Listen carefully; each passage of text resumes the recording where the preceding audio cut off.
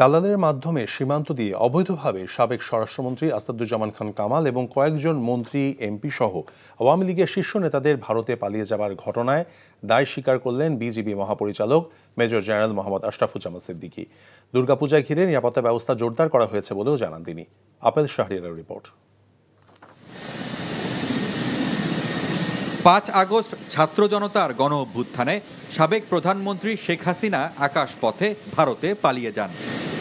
তার পথ ধরেই সাবেক স্বরাষ্ট্রমন্ত্রী আসাদুজ্জামান খান কামাল সহ কয়েকজন এমপিও অবৈধভাবে স্থলপথে সীমান্ত দিয়ে পালিয়ে যান প্রতিবেশী দেশে। গণমাধ্যমে তাদের অবস্থানের খবর প্রকাশ পেলে অপরাধীদের পালানো ঠেকাতে সীমান্তে বিজিবির কর্মকাণ্ডের বিষয়টি সামনে আসে। যদিও পিলখানায় সংবাদ সম্মেলনে বিজিবি মহাপরিচালক আওয়ামী লীগের শীর্ষ ও মাঝারি ২২ জন নেতা ও বিচারপতি পালানোর সময় আটক করার কথা জানান। কোন দিক দিয়ে গেলেন সেটা যদি যাওয়ার কোনো তথ্য পেতাম অবশ্যই আমরা তাকে আটক করতাম। এই এলাকায় কোনো দালাল যদি অর্থের বিনিময়ে কাউকে পার করে দিতে চায়, সে সহায়তা করলে অনেক ক্ষেত্রে সেটা সম্ভব হতে পারে। সীমান্তবর্তী এলাকাগুলোতে দুর্গাপূজায় মন্দিরগুলোতে বিশেষ নিরাপত্তা ব্যবস্থা নেয়ার কথাও জানান বিজিবি প্রধান। তো সীমান্তের ৮ কিলোমিটারের মধ্যে প্রায় ২০০০ পূজা মণ্ডপ এবার হচ্ছে।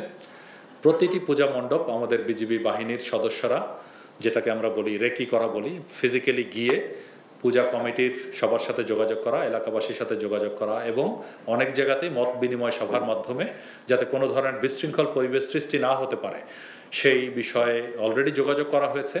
পরিকল্পিতভাবে পাহাড়ে পরিস্থিতি ঘোলাটে করার চেষ্টা করা হচ্ছে বলে মন্তব্য করেন বিজিবির ডিজি।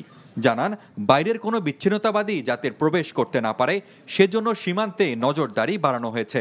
সত্যিকার অর্থে বর্তমানে যা হচ্ছে এটি অনেক পরিকল্পনা করে কিছু কিছু জিনিস করা হচ্ছে। Apple Shahriar, NTV news, Dhaka. সাময়িক বিচ্ছেদ শক্ত বাঁধন তৈরি করে। মানসিক দৃঢ়তায় আমি লোহা আগুনে পুড়িয়েছি ভালো কিছু পাবো বলে। তোর মধ্যে কোনো গলদ নেই। আমার ভুল থাকতে পারে, আমার মধ্যে মিথ্যা নেই। ওরা কি বললো না বললো তাতে কি তোমার এমন রিয়েক্ট করতে হবে? তুমি সব সময় ভালো মানুষ হয়ে থাকতে চাও, তাই না? সবাই ভালো মানুষ, তুমি অযোগ্য।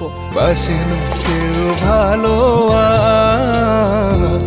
ডাকে না কেউ কাছে,